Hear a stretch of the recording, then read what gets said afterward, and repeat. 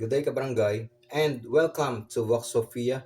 And today, I would like to share with you ito yung trend, yung pattern that I observed,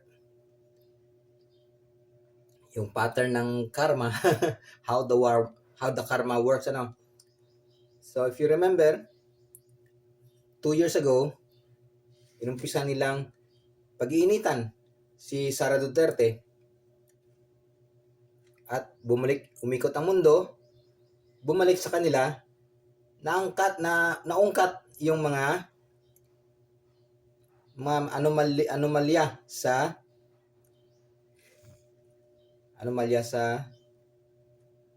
flood control projects. O di ba? Yung karma, ganun tatrabaho ang karma silently. At ngayon,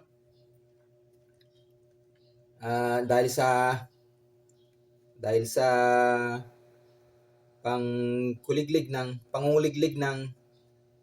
Amerikano kay The Junior na puksain yung political presence ni Sara ng mga Duterte, simula kay Sara, kay VP Sara. Kasi nga ang big picture nito is ayaw ng mga Amerikano na maging, kasi nga si Duterte, ayaw ng mga Amerikano kay Duterte kasi ang mga Duterte ay kaibigan ng China. Ayaw nila ganun, kaibigan ng China at ng Russia. Kaya ayaw nila sa mga Duterte. Kaya ang mga Amerikano ay iniipit nila si The Junior na sirain yung political life ni Sara Duterte tungkol sa mga walang kakwenta-kwentang akusasyon, ano. Ngayon, dahil sa panggagalaitin ng mga Amerikano sa mga The Junior, ang karma umikot, ang mundo umikot, at ang karma ay bumalik sa mga Amerikano.